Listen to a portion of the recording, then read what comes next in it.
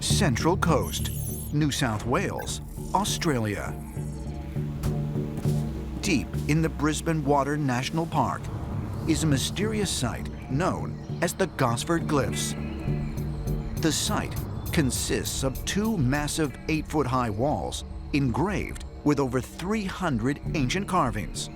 Carvings that experts say do not resemble indigenous artwork, but Egyptian hieroglyphs.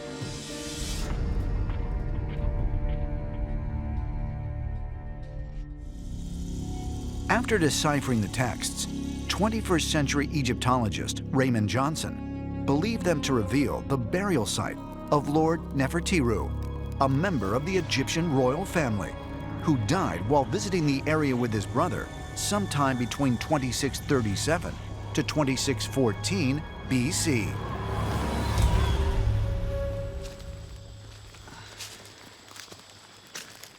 Absolutely beautiful out here. I know.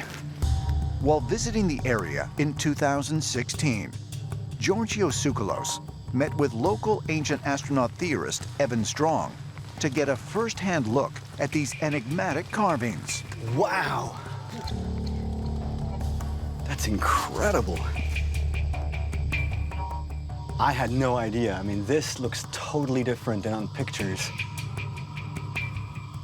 So what do these hieroglyphs say? Well, at least one panel talks about two brothers, two princes, coming here from Egypt. They were shipwrecked. One of them ended up getting bitten by a snake. He then died. The theory is then he was interred here, and that's why you've got hieroglyphs here, because he died here. But there's these other walls with a mixture of symbols. This one over here, it's more of a philosophical astrophysics style thing with symbols meaning all sorts of esoteric stuff. So Now, have these symbols at all been interpreted by Egyptologists? there've been a few, actually. A few different people have done that. What was their reaction? Well, Raymond Johnson was one of the first people to come here and translate. He actually sent some of his translations off to the Cairo Library, and Dr. Abu Dia Ghazi ended up saying, yep, you're on the right track. Something called Proto-Egyptian. And how old do you reckon these are? We're thinking, because of the prevalence, at least in one panel of Proto-Egyptian, that it's about 4,600 years old. Wow. Are there any hieroglyphs that stand out to you? Yeah, definitely. Follow me down here, and I'll show you this other one. So this one here, we call the UFO glyph, and people have called that since they've been coming here because it kind of looks like a UFO. Yeah, it definitely has the classic UFO shape. Yeah. It's got the rays or whatever you want to call it. What would you suggest if anyone says, well, this is not a UFO, it's some other symbol, but certainly not that? I think someone suggested it's jewelry, but it's a completely different symbol that's upside down, and it really doesn't quite fit in. It's one of those symbols here that doesn't fit into the canon. In your opinion, why do you think the Egyptians made it all the way to Australia? I think they were looking for esoteric wisdom, definitely. From the Aboriginals? Yes.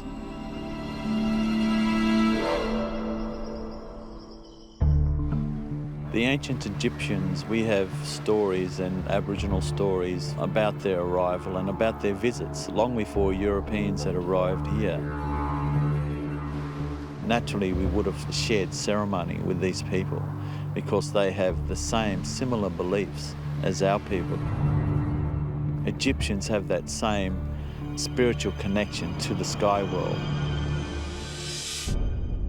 Many stories from all over this continent, not just from here, but all over this continent, talk about those who came by the sea and came to these continents, and some of our knowledge and wisdom and technology went back with them.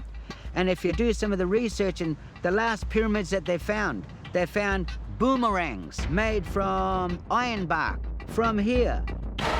And they have hieroglyphs of blackfellas throwing the boomerangs to take out the ducks and the geese.